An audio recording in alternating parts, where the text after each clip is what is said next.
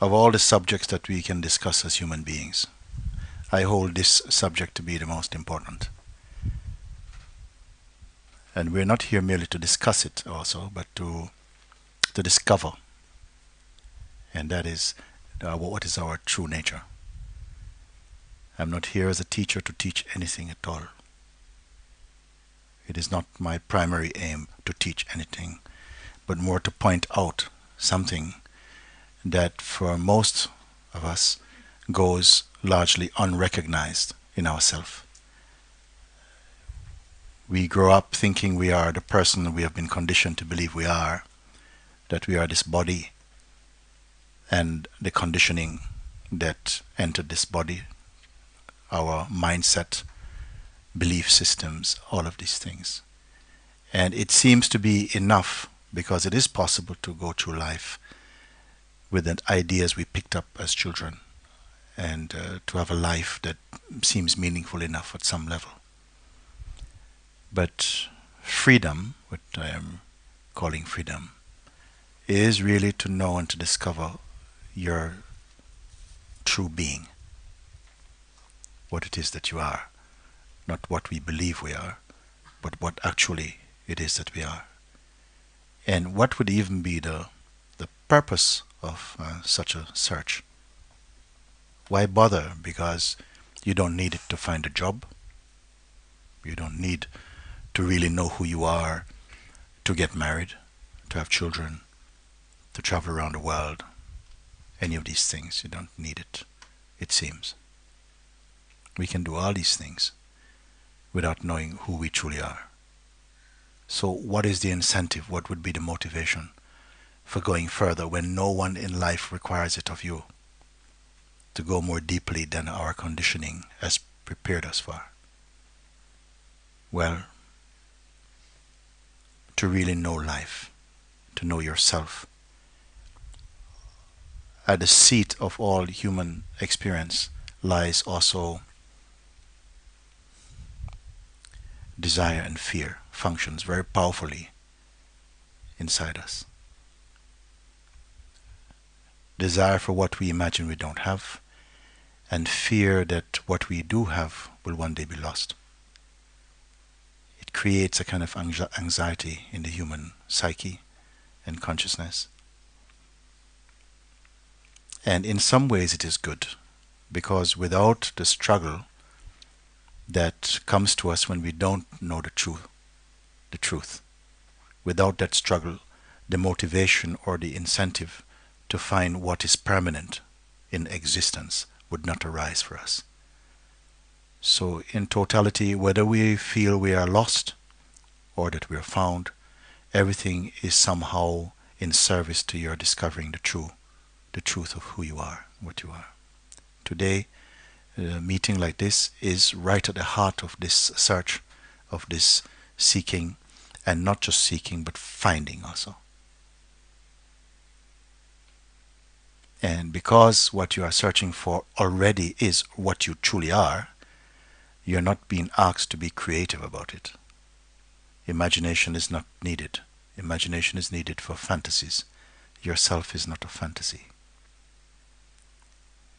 Some people say, what stands in the way of real discovery, self-discovery? What stands in the way?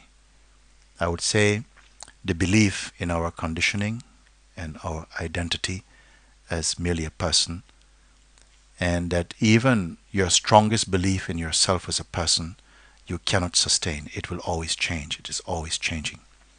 We only have to stop and reflect a little bit over your life to see that at varying stages of life, you felt very differently about who you are and what you want in life. And this is a process of change. Always something is changing. Is there any value in finding or discovering something that does not change? And for what purposes, what value is it? Are we somehow determined or destined to fall in love with only that which is changeful? Must we always be pursuing only that which is changeful? Have you found anything within your own self which is unchanging? which is the same throughout every situation, every circumstances remain always the same.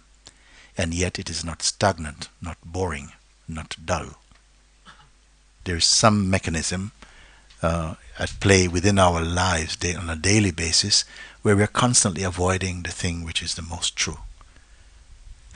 Maybe we are not really thinking about it like that, but in subtle things we are living a life of denial, waiting to be brave, waiting for the right moment.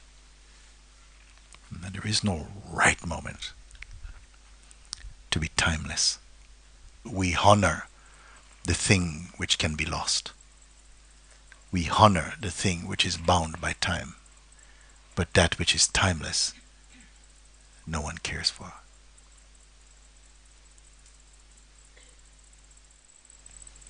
It is not enough that we are in this life, in this magnificent universe, and you're here only to be working to pay your bills, to fix your relationships, to see how much money you can put aside in this mighty universe. It has to be more than that, isn't it? It has to be more than that. But it's possible to go through the life with only that. Conquering things that you cannot keep. And everything that you gain, time says, that belongs to me. Everything that you work for, pursue, time bound. And even the one also who is pursuing them also is time bound. But there is a dimension within our own self, our own source, which is not bound by time. It binds time. It itself is beyond the form. But while it has the belief, I am the form, it is going to suffer. It will have momentary space of peace and joy, but it cannot capture them. It cannot sustain it. Everything is coming and going. Your thoughts coming and going. Your years coming and going. Age coming and going. Family life coming and going. Achievements coming and going. Life coming and going. Something watches the comings and goings of all things. Is this coming and going also?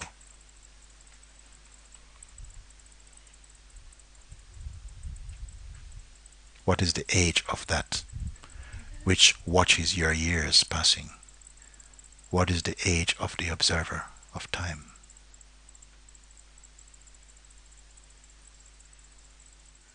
What is beyond all your conditioning, all that you have learnt and called your own, what you have studied and learnt in this world? There is something beyond. Come beyond.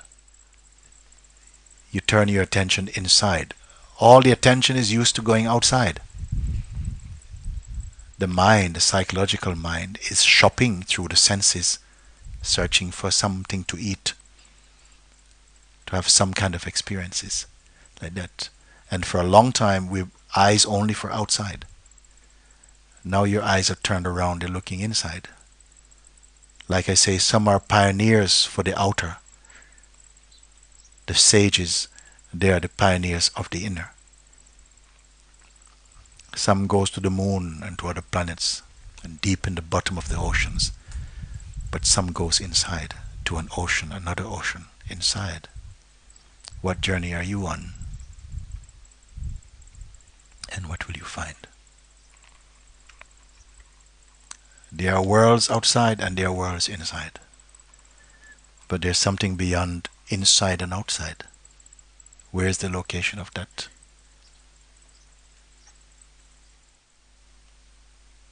So all this dynamic play it creates. Nothing exists apart from it, or can have life apart from it. It arises as I, the sense I am, inside each body. And this feeling I am means I exist, I am. It is not personal, it's not a person, you see. I is presence. I is presence, you see. It's not a person. Person is some other kind of psychological kind of growth or modification upon the pure sense I am. The I am is not a person, it's not a man or a woman, it has no religion. It's pure consciousness, actually. But that pure consciousness operating in a body, which it needs in order to have the taste of experiencing, identification arises with the body, and the consciousness believes I am the body. When it believes I am the body, it comes into time, because the body is a time body, you see. Then when it comes into time, I'm a time body, then some sense of vulnerability also comes, because the body is vulnerable. It's the vulnerable aspect of yourself, the time-bound aspect of yourself, meaning that one day it will not be here. The body will not be here. One day your thoughts, in their uniqueness, your individuality, they will not be here. One day all of this will go, but there's something that won't go. So when you say I, it indicates consciousness, but through habit and conditioning, it has been put to represent person. And so the consciousness goes to adopt the position of person and relates to the world as other persons. You are going to come to see that both that sense of the person and the world of persons and personalities are themselves seen in the light of a consciousness which is not a person. It's not personal. Am I against person? Person is nothing to be against. It's simply an illusion in us, but also a very natural play of consciousness to pose itself as a person also.